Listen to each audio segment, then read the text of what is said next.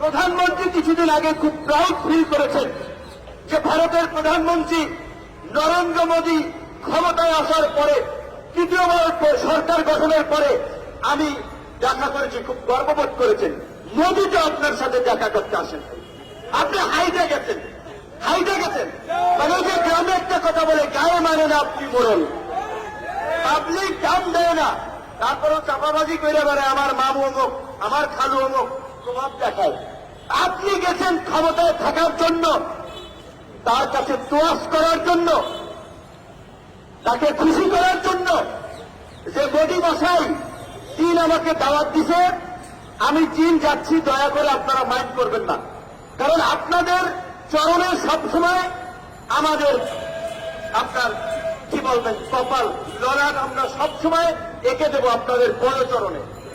কারণ এই গোলামি করেই তো 4টি নির্বাচন আওয়ামী লীগ করেছেন এবং বিনা ভোটে নির্বাচন করে ভারতের সহযোগিতায় আজকে ক্ষমতায় আছেন আর ভারতের জিকির করছেন। আজকে পরিষ্কার হয়ে যাচ্ছে দেশের মানুষের কাছে, সেই দেশ স্বাধীনের পরপর 72 সালে বঙ্গবন্ধুর শাসনামলে অভ্যন্তরীণ নৌ ট্রানজিটের স্বাক্ষর হয়েছিল, যেটি 65 সালে পাক ভারত যুদ্ধ করে বন্ধ ছিল। ভারত কলকাতা এবং এই পূর্বাঞ্চলের রাজ্যগুলোতে পণ্য পরিবহনের জন্য বাংলাদেশের তার নদীপথ ব্যবহার করার প্রয়োজন হচ্ছিল।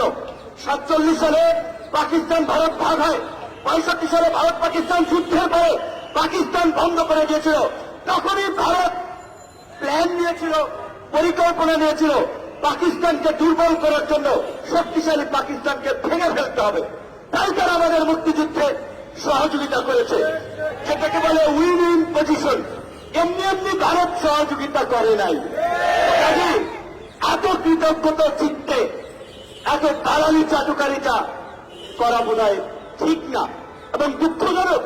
প্রধানমন্ত্রীর জায়গা থেকে যখন এই কথা বলা হয় সেটা আরো উদ্বেগজনক। সেই 72 থেকে শুরু হয়েছে, প্রধানমন্ত্রী থেকে শুরু করে আওয়ামী লীগের শীর্ষ নেতারা সব সময় কিছু গতানুগতিক কথা, যেটা গোয়েবলসের তত্ত্বের মধ্যে সামনে আনার চেষ্টা করেন যে ভারত আমাদের মুক্তিযুদ্ধে সহযোগিতা করেছে, ভারত আমাদের সীমান্তবর্তী বড় একটি প্রতিবেশী দেশ, তাদের সাথে বৈরিতা করা যাবে না, বন্ধুত্ব করতে হবে, মুক্তিযুদ্ধের কারণে কৃতজ্ঞতা স্বীকার করতে হবে। আওয়ামী লীগের নেতাদের এই কথার সাথে আমাদের দ্বিমত নাই। আমরাও মনে করি যে ভারত মুক্তিযুদ্ধে আমাদেরকে যেভাবে সহযোগিতা করেছে তার জন্য ভারতকে আমাদের ধন্যবাদ দেওয়া উচিত।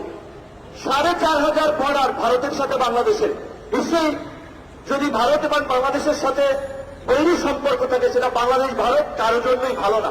আমরা একটা ভারসাম্যপূর্ণ সম্পর্ক চাই, কিন্তু দেশ স্বাধীনের পর 72 থেকে যদি আজকে অদ্যবধি বাংলাদেশের প্রতি ভারতের আচরণটা দেখেন, তাহলে সেটা কি মনে করেন?